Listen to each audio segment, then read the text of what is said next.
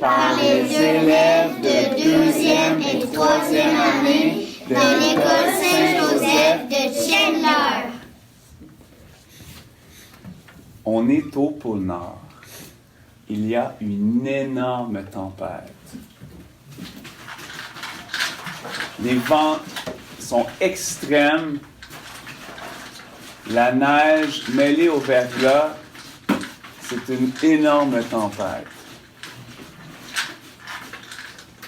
Un aigle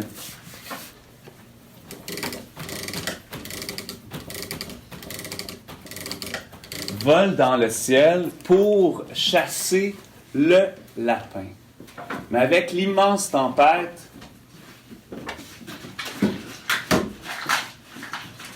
il ne voit plus rien, il perd son chemin et le verglas reste collé sur ses ailes et ses ailes deviennent très très lourdes.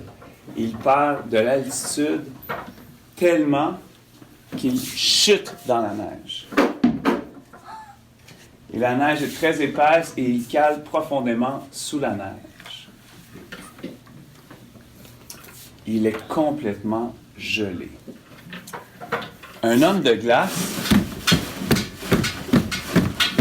qui vit dans la région adore les journées de tempête.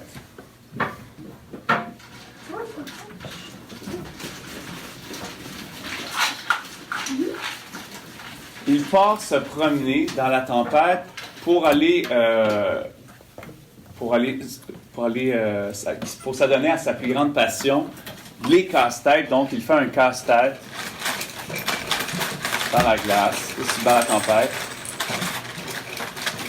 Et en plus, le verglas s'accumule sur lui et ça lui donne un nouveau look frais. Donc, en se promenant, il voit qu'il y a des plumes sur la neige. Il trouve ça vraiment étrange. Il voit qu'il y a comme un gros trou. Alors, il prend sa pelle, il déterre et il découvre l'aigle congelé.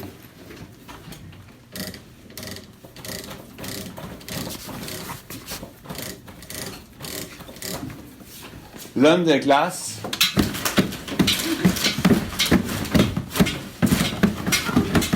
prend l'aigle congelé dans ses bras et l'amène dans sa grotte pour le réchauffer. Pour ce faire, il fait un feu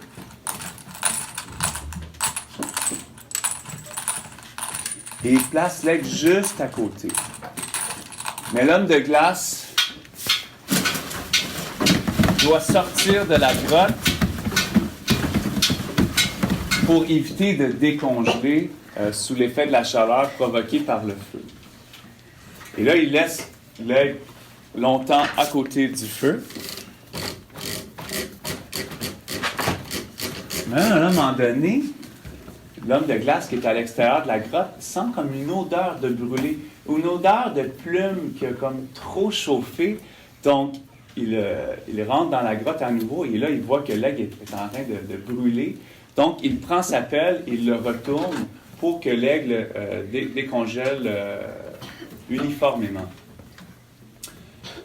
Après quelques temps, l'aigle est complètement décongelé.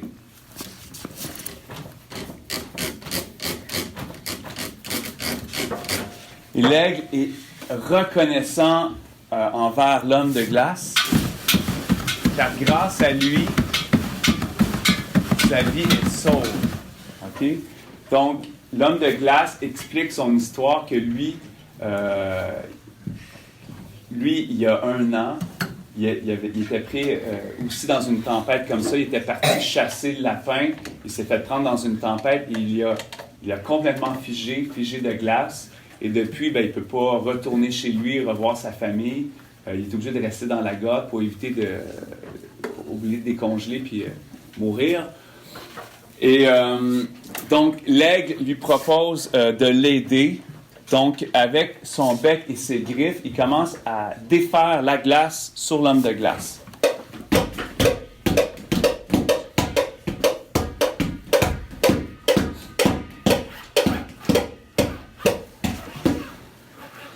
Et là, l'homme de glace, toute la glace est partie et il retrouve l'homme qu'il était, le chasseur qui était. Donc, le chasseur reprend vie. Il est content de retrouver sa forme originelle. Et l'aigle décide de le ramener à la maison. Et là, il retrouve sa famille et sa petite fille qui a peur en voyant, qui est très contente de revoir son père, mais en même temps apeurée de voir l'aigle qui est juste à ses côtés. Et le chasseur, l'homme de glace, lui dit non, il m'a sauvé la vie, il est très gentil.